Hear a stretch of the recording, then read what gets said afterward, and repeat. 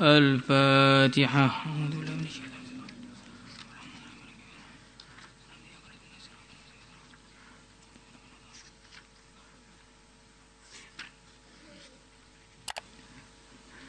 Bismillahirrahmanirrahim. Abwabus Shadaqat. Bab-bab tentang sedekah. Sedekah, baik sedekah wajib yaitu zakat atau sedekah nafil. Sawabu adaiz zakah, pahala menunaikan zakat. Qala Allah Ta'ala, innal ladzina amanu wa 'amilus shalihati wa aqamus salata wa atawuz zakah lahum ajruhum 'inda rabbihim wa la khaufun 'alaihim wa la hum yahzanun. Wa qala ta'ala, wal muqiminas shalah wal mu'tunaz zakah wal mu'minuna billahi wal yawmil akhir ulaika sanu'tihim ajran 'azima. Wa qala ta'ala, khudh min amwalihim sadaqatan tutahhiruhum wa tuzakkihim biha. Wa qala ta'ala, qad aflahal mu'minun alladhina hum fi salatihim khashi'un والذين هم عن اللغو معرضون والذين هم للزكاة فاعلون إلى قوله أولئك هم الوارثون الذين يرثون الفردوس هم فيها خالدون. Innal ladzina, sesungguhnya orang-orang, amanu yang mereka semua beriman, wa amilus shalihati dan beramal dengan amal-amal yang saleh, wa aqamus salata dan mereka menegakkan salat, wa atawuz zakata dan mereka membayar zakat, lahum bagi mereka ajruhum, pahala mereka, inda rabbihim di sisi Tuhan mereka, wala khaufun dan tidak ada kekhawatiran, alaihim atas mereka, wala hum yahzanun dan tidak pula mereka bersedih. Wa qala ta'ala, wal muqiminas shalah dan orang-orang yang menegakkan salat, wal mu'tunaz zakah dan orang-orang yang membayarkan zakat, wal mu'minuna billahi wal yaumil akhir dan orang-orang yang iman kepada Allah dan hari akhir, ulaika mereka semua itu, sanu'tihim aku Allah akan memberikan kepada mereka ajran, pahala, aziman yang agung. Wa qala ta'ala, khudh min amwalihim, ambillah wa engkau Muhammad dari harta-harta mereka, sedekatan sedekah, zakat maksudnya, tutahhiruhum yang membersihkan mereka, wa tuzahirum yang mensucikan mereka, wa tuzakkihim dan membersihkan mereka, biha dengan sedekah.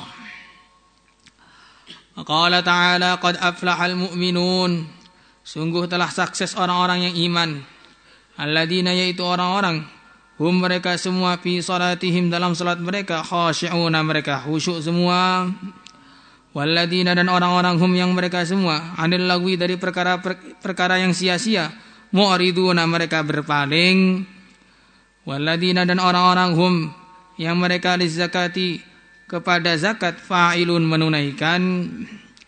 Ila qaulihi, ulaika orang-orang yang mengerjakan semua kebaikan-kebaikan tadi, hum mereka itu alwarisuna orang yang mewarisi, alladzina yaitu orang-orang yarituna yang mereka mewarisi, maksudnya mendapatkan, al-firdausa surga firdaus, hum mereka semua fiha dalam surga firdaus, khalidun mereka kekal selamanya. Allahumma ja'alna minhum.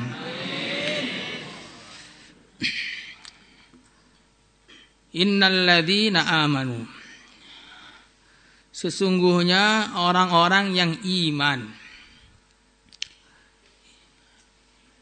Iman di sini maksudnya iman yang sesuai dengan tuntutan yang diajarkan oleh baginda Rasulullah sallallahu alaihi wasallam.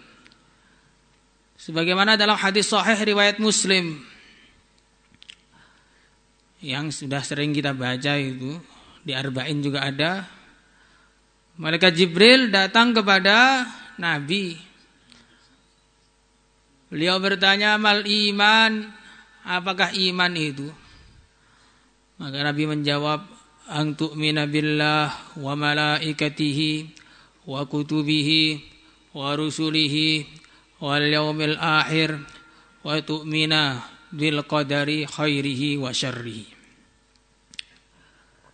Jadi syarat iman yang akan menghasilkan kebaikan-kebaikan, yang akan menghasilkan kenikmatan-kenikmatan, yang akan menghasilkan kesuksesan-kesuksesan di masa yang sekarang dan waktu-waktu yang akan datang, itu harus lengkap iman kepada 6 perkara tadi. Pertama, iman kepada Allah.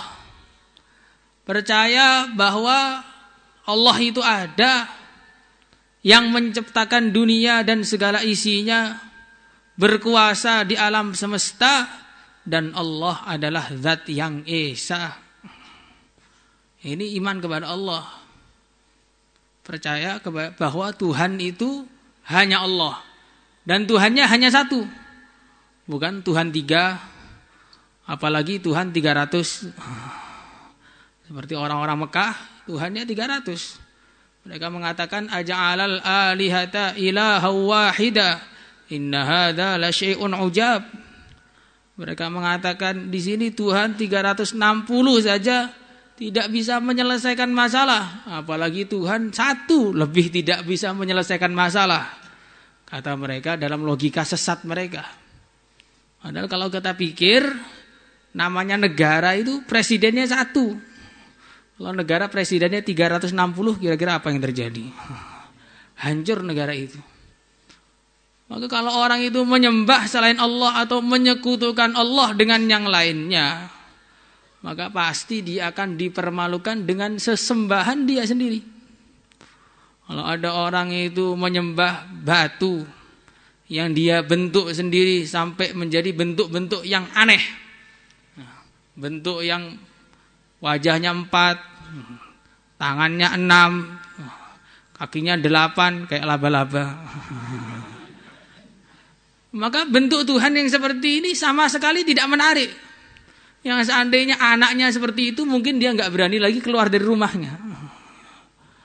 Ada lagi yang Tuhannya itu adalah pohon-pohon yang sudah sangat tua, yang sudah mau mati itu baru disembah. Padahal seharusnya kalau Tuhan itu yang bermanfaat, cari pohon yang masih hidup, yang masih memberi manfaat. Pohon mangga, banyak mangganya. Disembah keluar mangga, kan lebih bermanfaat ketimbang pohon beringin yang gak ada manfaatnya sama sekali. Maka manusia kalau dia menyembah selain Allah, maka dia akan dipermalukan dengan sesembahan dia sendiri. Sampai pada zaman dahulu, saking anehnya Tuhan-Tuhan orang kafir, sampai turun ayat, afara'aita man ittakhadha ilahahu hawah. Jadi dalam sebagian tafsir dikatakan, maksudnya pada zaman dahulu orang-orang kafir kalau safar maka mereka membawa Tuhan sebagai pelindung. Lah kok di tengah jalan kira-kira ada batu yang lebih bagus, maka Tuhan yang lama dibuang, ambil Tuhan yang baru. Maka namanya ini habis sepah manis dibuang, ini bukan berlaku untuk mantan, tapi berlaku juga untuk Tuhan. Ini orang zaman dahulu seperti itu. Sangat tidak ada manfaatnya. Dipermalukan oleh Tuhannya sendiri. Ketika orang itu tidak menyembah Tuhan yang hakiki, yaitu Allah Subhanahu wa taala. Yang kedua, iman kepada malaikat.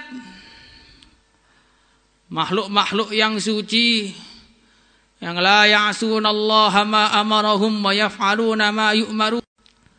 Dan malaikat ini jumlahnya banyak. Bukan hanya 10 saja. 10 itu yang wajib kita imani secara tafsil, secara terperinci. Tapi yang lain banyak. Malaikat hafadzah, malaikat pencatat amal, malaikat membawa ilham, malaikat membawa rizki, malaikat yang menurunkan hujan, dan malaikat-malaikat yang nulis ketika orang itu Jumatan. Yang mana kalau khotibnya sudah datang, maka malaikat itu sudah akan menutup catatan amalnya. Nah, kalau kita datangnya setelah khotib naik, berarti kita sudah tidak dapat pahala Jumatan pada hari itu. ataupun dapat sedikit, apalagi kalau dari selatan baru lewat pas komat. Nah, itu nggak tahu bagaimana itu pahalanya itu. Malaikat-malaikat Allah yang jumlahnya banyak. Wa ma ya'lamu junuda rabbika illahu. Tidak ada yang tahu pasukannya Tuhanmu kecuali hanya Tuhanmu saja. Dikatakan di langit sana ada Baitul Ma'mur, yaitu Ka'bahnya malaikat, yang setiap hari ada malaikat yang jumlahnya 70.000 tawaf di situ. Setelah mereka tawaf, mereka akan pergi meninggalkan itu ke suatu tempat yang tidak diketahui oleh Allah dan tidak akan balik lagi untuk selamanya. Dan datang lagi 70.000 yang baru lagi, 70.000 lagi, 70.000 lagi, 70.000 lagi. Maka jumlahnya tidak ada yang tahu sama sekali kecuali yang menciptakannya, yaitu Allah Subhanahu wa taala. Iman kepada para malaikat. Iman kepada kitab Allah, yaitu Al-Qur'an, yang dijaga oleh Allah Subhanahu wa taala, tidak akan bisa diubah. Inna nahnu nazzalna dzikra wa inna lahu lahafizun. Tidak akan bisa diubah. Maka Quran ini sampai hari kiamat tidak ada satupun yang bisa mengubahnya, merubah walaupun satu huruf dari Al-Quran. Kalau ada berita mengatakan Al-Quran sudah dirubah, kita harus risau. Maka kita harus merisaukan yang membawa berita. Karena dia itu berarti nggak percaya kepada Al-Quran itu sendiri. Lebih percaya kepada kata-katanya orang kafir daripada firman-Nya Allah Subhanahu wa taala. Tidak bisa dirubah dan tidak bisa ditandingi oleh siapapun. Qul in ijtama'atil jinn wal ins ala ayatu bimisli hadzal Qur'an la ya'tuna bimislihi walau kana ba'duhum li ba'din dhahira. Seandainya semua manusia, semua jin kumpul jadi satu untuk menandingi Al-Quran, tidak akan bisa. Jangankan menandingi Al-Quran, 10 surat di Al-Quran saja tidak akan bisa. Jangankan 10 surat, 1 surat dari Al-Quran saja tidak akan bisa. Dan sudah berjalan 1400 tahun gak ada yang bisa. Ini kita iman kepada Al-Quran. Iman kepada Al-Quran, kitabullah, iman kepada utusannya Allah. Dan yang terakhir yang mulia Nabi besar Muhammad sallallahu alaihi wasallam. Iman kepada hari akhir, meyakini bahwa nanti dunia ini pasti kiamat. Kapan kiamatnya? Yas'alukan nasu 'anis sa'ah qul innama 'ilmuha 'inda rabbi. Yang tahu kiamat itu hanya Allah. Datangnya tanda-tanda kiamat kapan juga yang tahu hanya Allah. Tidak ada manusia yang tahu kapan datangnya kiamat, juga kapan datangnya tepatnya tanda-tanda kiamat. Dajjal kapan keluarnya? Enggak ada yang tahu kecuali Allah. Imam Mahdi kapan? Enggak ada yang tahu kecuali Allah. Duhon kapan? Enggak ada yang tahu kecuali Allah. Bukan duhon. Sekarang duhon, nanti malam jam 12. Ternyata duhonnya penyemprotan di kamar-kamar. Ini kenapa ini? Karena dia sok tahu. Ini khusus. Yang tahu hanya Allah ini masalah tanda-tanda kiamat. Suwibu bicara tanda-tanda kiamat, tapi ketika tanda-tandanya datang, mau duhon bukan persiapan takwa, yang disiapkan malah kurma. Harusnya persiapannya takwa. Karena walaupun kita tidak menemukan kiamat yang besar, pasti kita akan menemui kiamat yang kecil. Man mata faqad qamat kiamatuhu. Siapa yang mati sudah bangkit hari kiamat bagi dia. Mati itu kapan? Ya mungkin saja habis ngaji sore ini ada yang mati. Mungkin atau tidak? Sangat-sangat mungkin. Karena yang tadi mati itu 5 menit yang lalu masih di dunia ini. Iman kepada hari kiamat, dunia akan berakhir dan kita akan dibangkitkan lagi oleh Allah Subhanahu wa taala. Kemudian iman kepada takdir, bahwa semua yang terjadi, baik yang masa lalu, yang sedang terjadi, yang akan terjadi, semuanya sudah ditulis oleh Allah, diatur oleh Allah, tidak bisa dirubah oleh siapapun. Setelah iman, wa amilus sholihat, amal soleh. Amal soleh itu maksudnya bagaimana? Soleh itu maksudnya pantas. Nah, soleh itu artinya pantas di antara maknanya. Amal soleh artinya apa? Amal yang pantas atau amal yang sesuai. Yang sesuai dengan imannya. Amal yang sesuai dengan imannya. Iman kepada Allah, taat kepada Allah. Iman kepada utusannya Allah, menghidupkan sunnah Rasulullah sallallahu alaihi wasallam. Iman kepada kitabullah, mempraktekkannya, menghafalkannya, membacanya, mendakwahkannya. Iman kepada para malaikat, menjadikan kita takut untuk berbuat maksiat. Iman kepada hari akhir, menjadikan kita persiapan akhirat. Iman kepada takdir, menjadikan kita ridho kepada keputusannya Allah. Akhirnya orang itu kalau iman kepada takdir, hidup itu tenang, gak ada sumpek. Ya, sudah diatur oleh Allah kok masih sumpek, itu bagaimana? Masih curhat sana, curhat sini, putus asa, terjebak oleh nostalgia, sehingga loncat dari lantai 3. Ada itu santri loncat dari lantai 3. Lantai 3 masjid lagi, Masya Allah. Masjid kan tempat ibadah, kok malah tempat loncat, ini bagaimana? Ya masjid mana lah yang kira-kira lantai 3 itu di mana? Ini berarti pendidikannya ini bukan pendidikan ridho kepada takdir, pendidikannya hitung-hitungan matematika. Kalau begini, kalau begini. Akhirnya lantai 3 ini kira-kira masih nggak apa-apa, ternyata ada apa-apa yang terjadi. Namanya iman, ya, amalnya tidak sesuai dengan imannya. Amalnya tidak sesuai dengan keyakinannya. Kalau kita sebagai santri, bagaimana amal solehnya seorang pelajar ilmu? Amal solehnya seorang pelajar ilmu yang ngaji yang sungguh-sungguh, mutalaah yang sungguh-sungguh, ya, belajar yang sungguh-sungguh, itu namanya amal soleh bagi seorang santri. Di antaranya begitu. Santri waktu imtihan tidak mau belajar. Alasannya imtihan itu nilai di dunia itu. Kenapa bilang gitu? Karena dia juara 2. Kalau juara 1 kayak terangkil, beda lagi ceritanya. Kata-katanya sepertinya benar, tapi di balik itu kalimatu haqqin urida bihil batil. Urida bihal batil. Ya, santri itu ya begitu. Santri itu belajar agama yang sungguh-sungguh. Bukan hanya dakwah terus. Dakwah ya penting. Kadang-kadang ada santri tim taskil. Ini umat menderita. Maka kita jawab, iya menderita gara-gara Anda. Loh kok gara-gara saya? Iya kamu ngaji, gak pernah masuk, alasannya musyawarah, terus ini menderita. Tarbiyah menderita, ketua kelasnya menderita, ustadznya menderita. Maka umat menderita gara-gara Anda.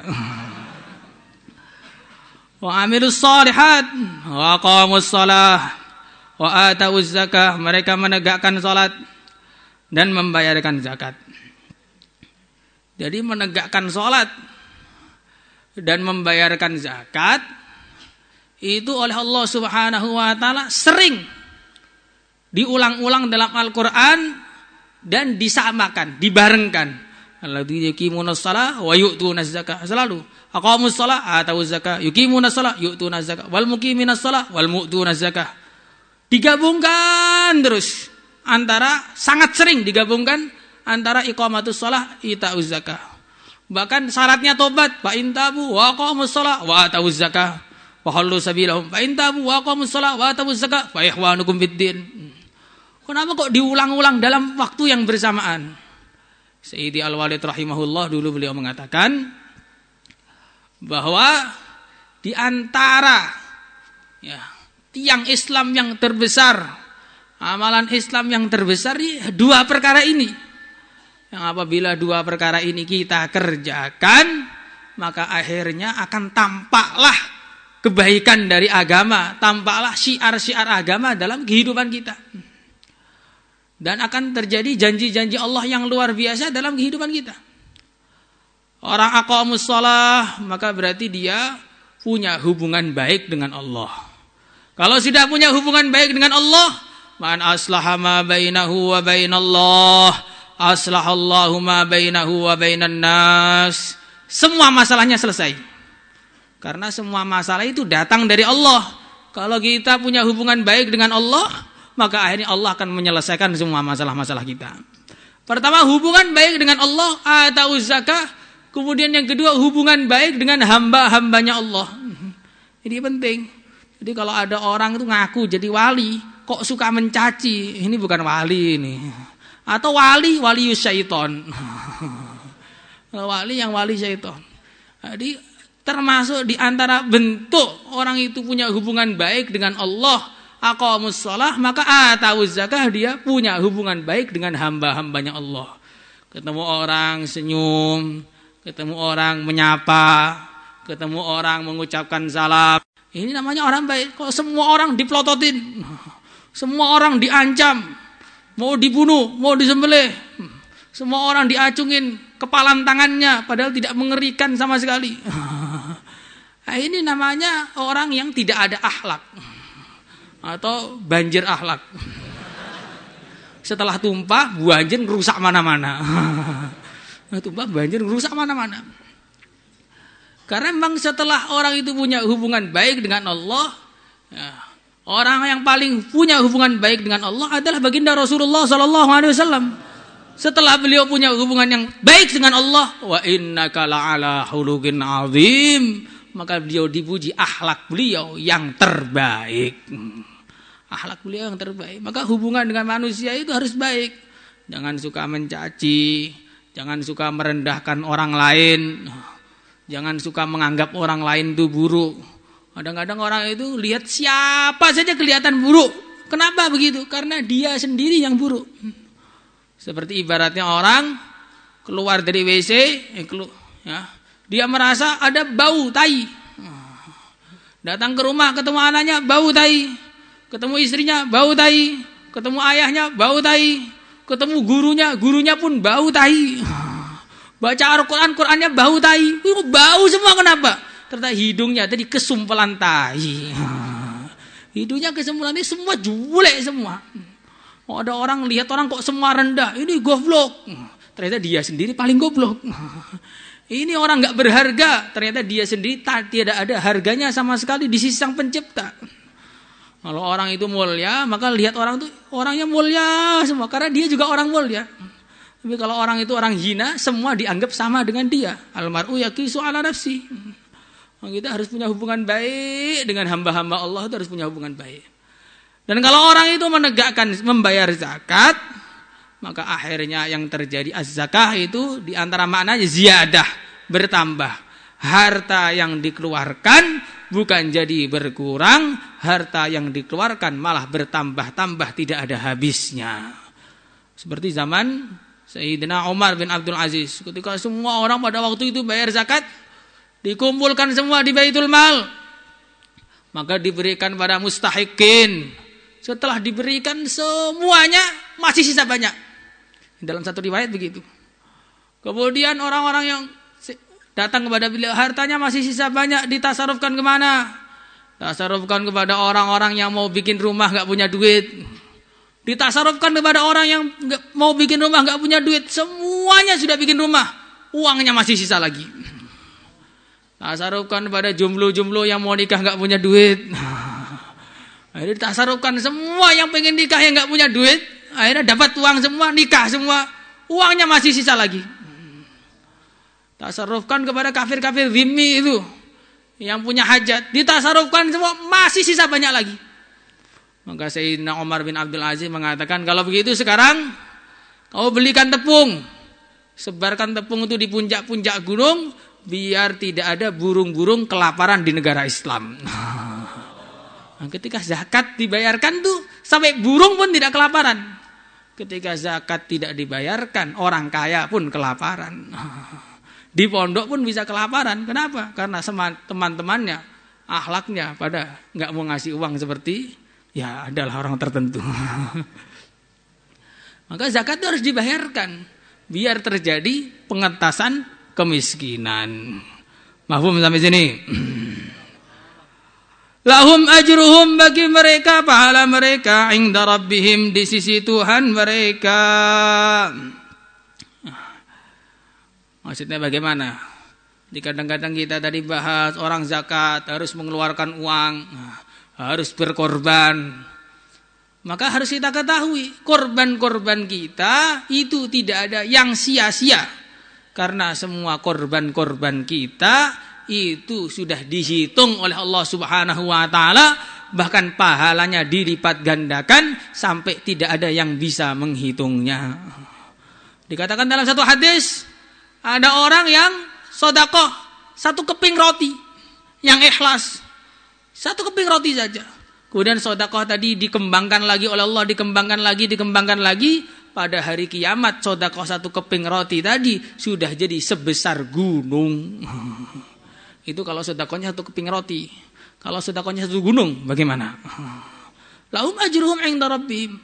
Maka walaupun di dunia ini kita belum mendapatkan balasan amal kita, kita yakini bahwa Allah Subhanahu wa taala sudah menyiapkan balasan yang mala ainun ra'at wala udhunun sami'at wala khatara ala qalbi basar. Tidak pernah dilihat oleh mata, tidak pernah didengar oleh telinga, bahkan tidak pernah terbetik di hati manusia saking indahnya.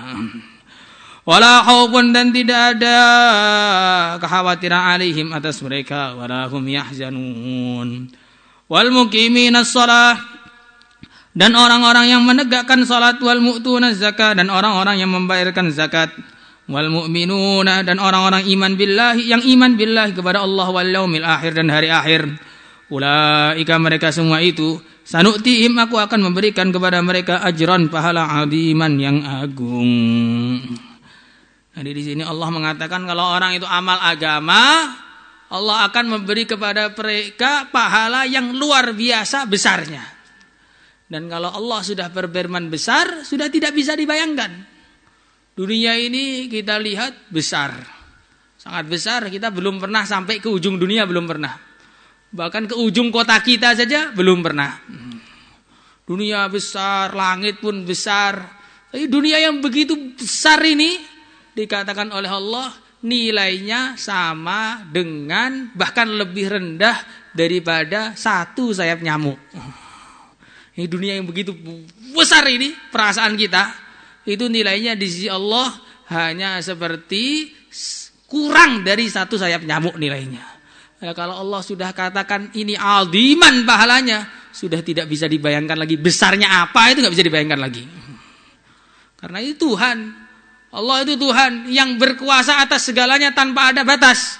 Maka kalau Allah memberi pahala, maka pahalanya juga nggak ada batasnya. Sebaliknya, kalau Allah menyiksa juga siksanya tidak ada batasnya.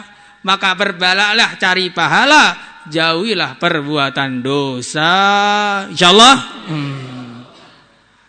Khudh min amwalihim shadaqatan tutahhiruhum wa tuzakkihim biha. Nah, ini fungsi zakat. Jadi fungsi zakat secara zahir, secara fungsi zakat secara batin. Fungsi zakat secara batin, secara rohani, zakat itu akan membersihkan hati kita, membersihkan rohaniyah kita. Artinya apa? Ada perkara-perkara, kotoran-kotoran dalam hati yang tidak bisa dibersihkan kecuali dengan zakat. Ada perkara yang tidak bisa dibersihkan kecuali dengan sholat. Ada yang tidak bisa dibersihkan kecuali dengan dakwah. Ada yang tidak bisa dibersihkan kecuali dengan zikir. Ada yang tidak bisa dibersihkan kecuali dengan ngaji. Ada juga yang tidak bisa dibersihkan kecuali dengan mengeluarkan uang. Ini apa diantaranya? Hubbud dunya. Hubbud dunya dalam hati itu tidak bisa dikeluarkan kecuali dengan kita mengeluarkan uang. Kalau kita itu hari-hari perhitungan terus sampai mati hubbud dunya terus. Walaupun sudah ngaji 10 tahun ya masih hubbud dunya. Padahal ngajinya itu pagi ngaji Quran, ya, siang belajar diniyah, malam manzil. Tapi kalau perhitungan akhirnya sudah 10 tahun hatinya masih hubbud dunya. Apalagi kalau ada belajar formalnya lebih hubbud dunya lagi. Salatullah